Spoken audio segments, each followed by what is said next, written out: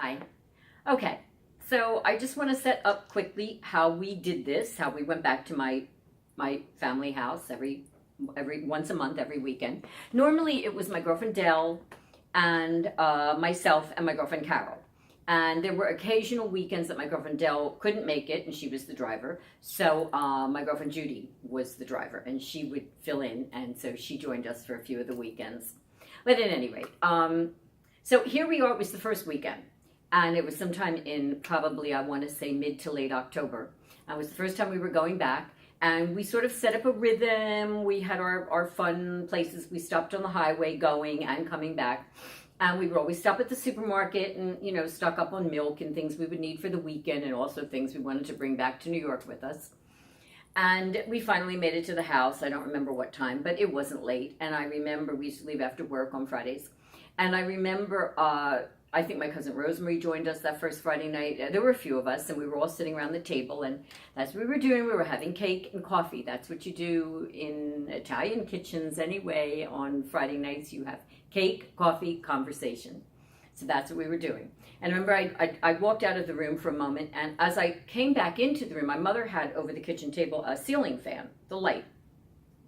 And, we always turned it off and on with the light switch, and the light, that is. And I was walking back in, and the light went out. And everybody's like, Debbie, come on, stop it. And I'm like, I didn't touch anything.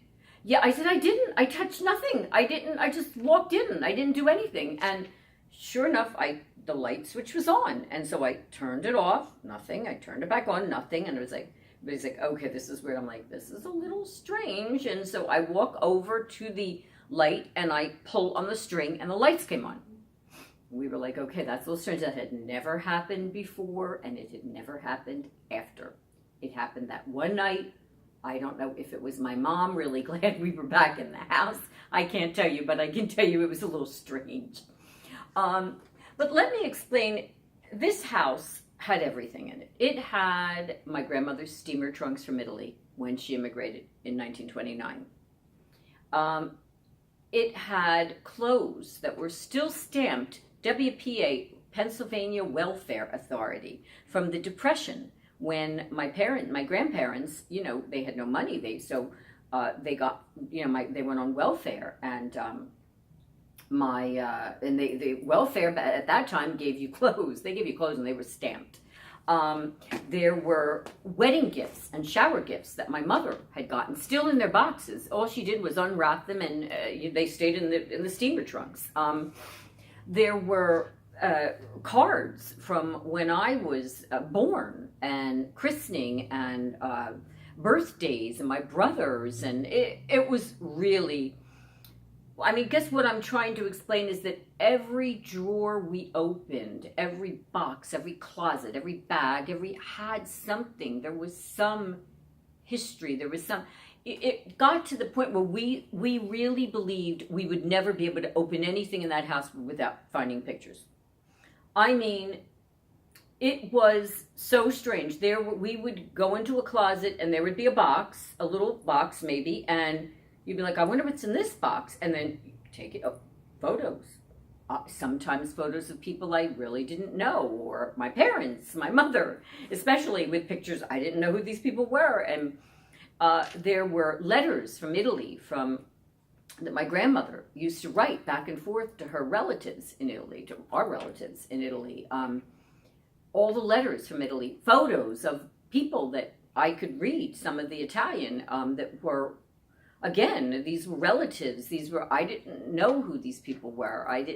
It was so incredible. And with every photo and every, gift,